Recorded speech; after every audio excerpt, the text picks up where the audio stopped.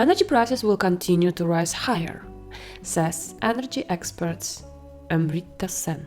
But, absence of a recession aside, one question I ask you: what happened to the Biden boom? And the answer is, it happened. But Americans aren't feeling it, and it's worth asking why. So, about that boom. Here's a chart of job gained since inauguration day under Biden and Trump.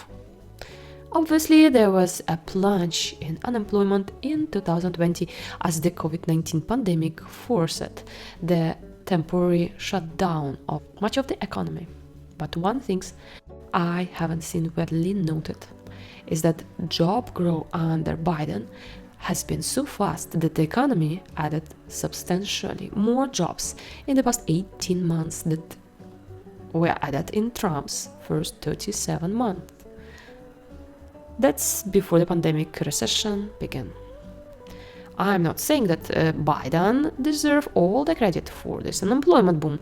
When he took office, the US economy was already in the process of recovering many of the jobs lost in the pandemic, although unemployment has fallen much faster than most forecasters were expected in late 2020. But it's kind of moot point anyway. Presidents often, usually, receive credit or blame for economic developments that have little to do with their policies. So, why doesn't Biden get credit for the Biden boom, which is a real thing?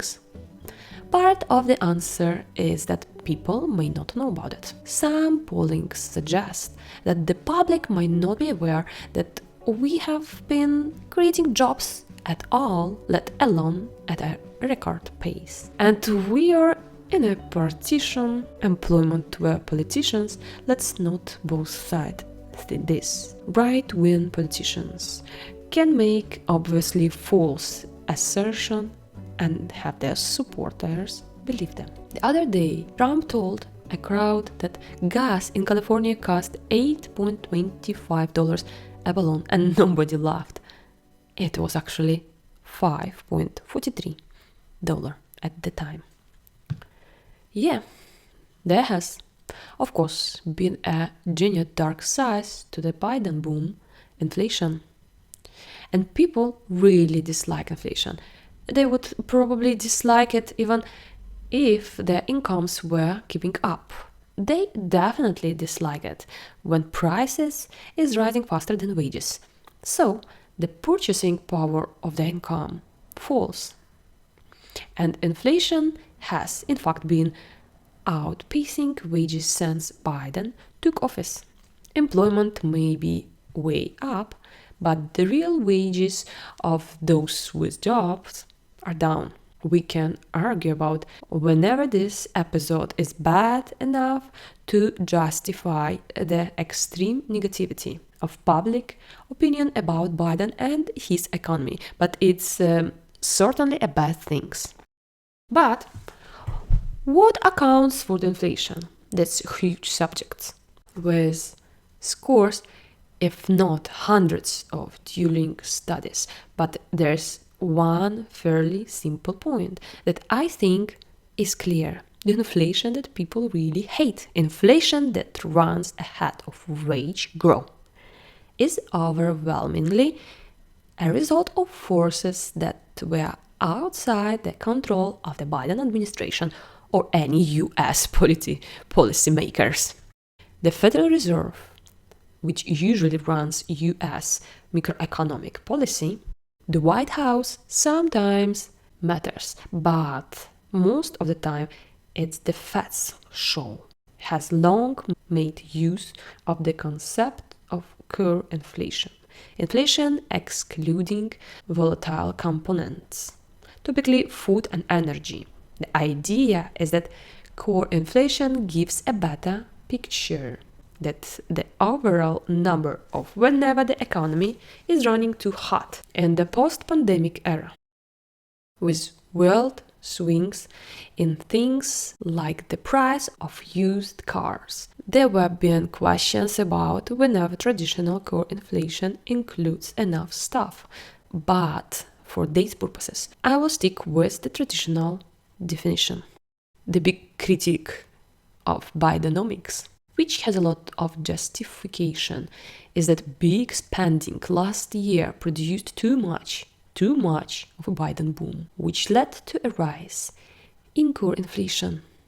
Now the Fed has no choice but to squeeze the economy with higher interest rates until underlying inflation comes down.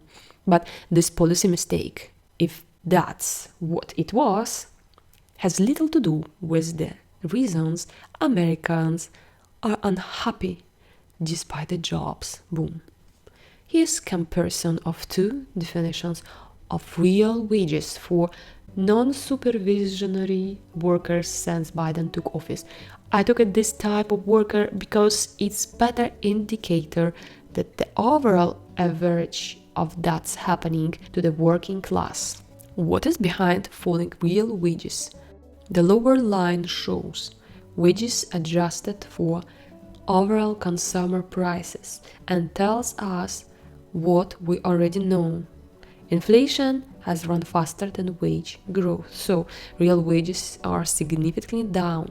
The upper line, however, adjusts only for core prices and it's basically flat.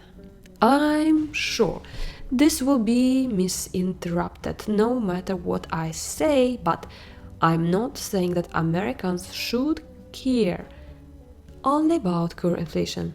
What matters of families is the cost of living in all its components. What the chart does show, however, is that the component of inflation that upsets Americans cost inflation faster than wage growth is overwhelmingly a result of forces like the prices of globally traded commodities that weren't driven by US economic policy. In other words, the reasons people feel so bad about the US economy have a lot to do with events outside US control that will not stop waiters for punishing Democrats for inflation, although the odds are that over the next few months we will see a reversal of what happened over the past year and a half. Job growth will probably slow, but many prices will come down, especially gasoline, which dropped to an average of about $4 a gallon. Anyway, the Biden boom was real.